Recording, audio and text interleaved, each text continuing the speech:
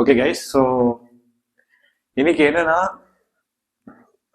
முதல்ல வந்துட்டு ஏன் கிளவுட் அப்ளிகேஷன்ஸ் தான் இருக்கு அப்படிங்கிற கான்செப்ட். ஃபர்ஸ்ட் எப்படி பிகினிங்ல வந்து எப்படி வந்துட்டு கிளவுட் அப்ளிகேஷன் நார்மலாக அப்ளிகேஷன் சர்வர் எப்படி செட் பண்ணாங்க, அது வந்து போக இப்போ எப்படி மாடர்ன் கிளவுட் டெக்னாலஜி வந்துச்சு அப்படிங்கிறதுக்கு நான் ஒரு ஹிஸ்ட்ரி சொல்ல போறேன். ஹவு திங்ஸ் எவால்வ் அப்படின்ட்டு. ஏர்லியர் டேஸ்ல பார்த்தீங்கன்னா யூடியூப் லான்ச் பண்ண போய் பார்த்தீங்கன்னா யூடியூப் ஆர் ப்ரீ 2000s ஒரு pre-2000s and 2000s.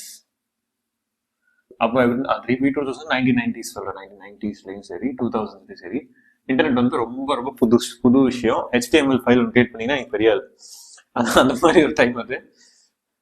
So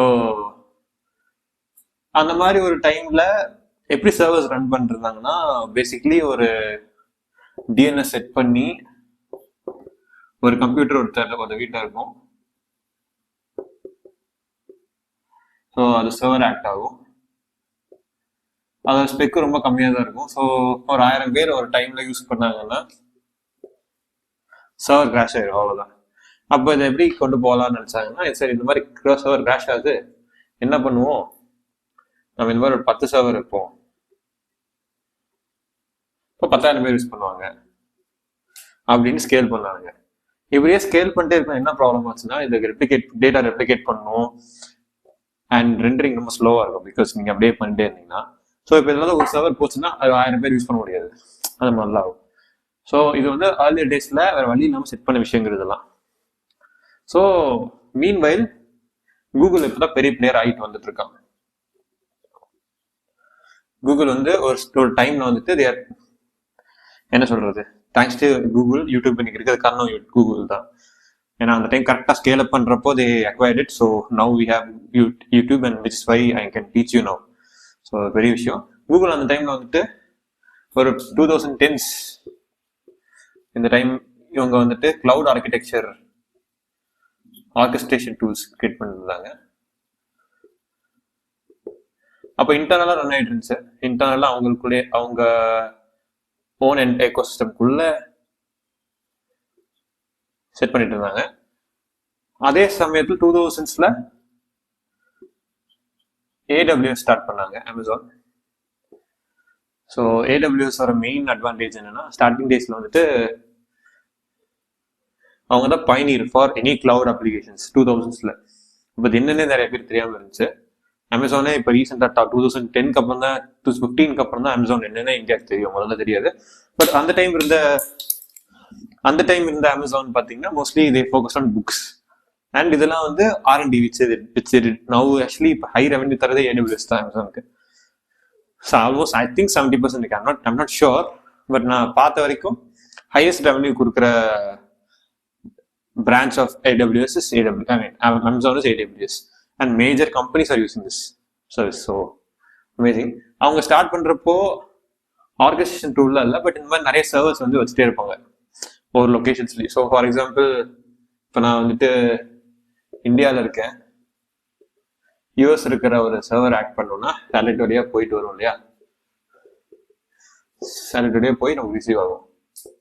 so இது வந்து இந்த மாதிரி காம்ப்ளெக்ஸ் சிஸ்டம்ஸ்லாம் வந்துட்டு சிம்பிளிஃபை பண்றதுக்கு ஒவ்வொரு இடத்துலையும் ஹப்ஸ் வச்சாங்க, data centres.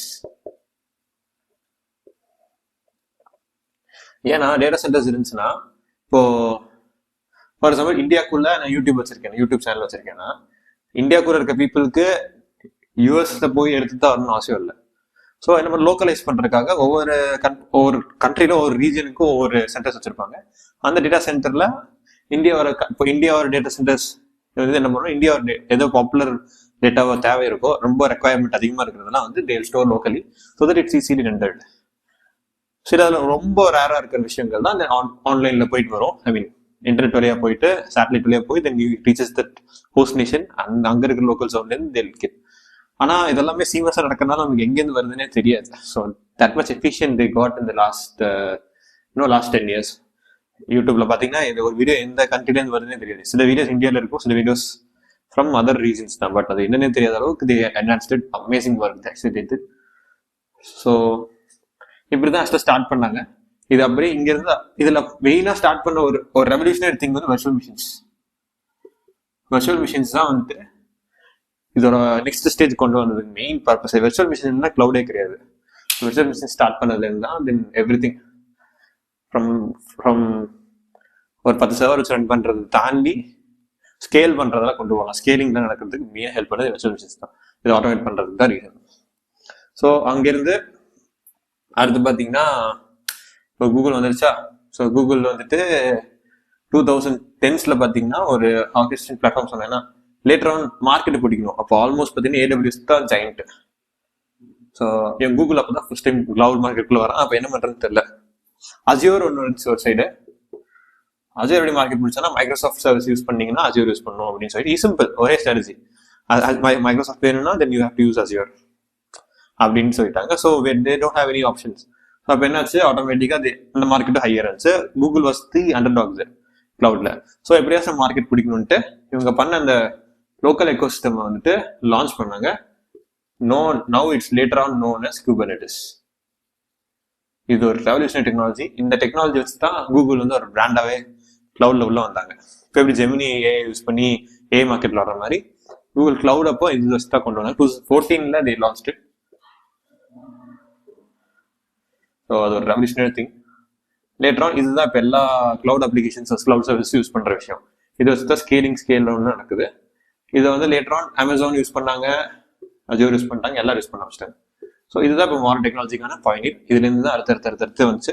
Docker later 2020 popular ஆரம்பிச்சு. முதலேருந்தே இருக்கு. பட் 2020 அப்புறம் தான் டாக்கர் பாப்புலரைசேஷன். கண்டெய்னரைசேஷன் கான்செப்ட்ஸ்லாம் ரொம்ப ஹையஸ்டாக போயிட்டாங்க. Last 5 years they have developed so much. So it's amazing to see these things happening. So அப்படிதான். ஸோ எல்லாமே வந்து டெவலப் ஆச்சு. ஸோ பேசிக்லி இப்படிதான் நார்மலா கிளவுட் ஒரு எவல்யூஷன் நடந்துச்சு லாஸ்ட் 20-30 years. ஸோ இதுதான் சொல்ல வந்து. Okay, thank you. ஏதாவது டவுட் இருந்தால் கமெண்ட் பண்ணுங்க. தேங்க்ஸ்.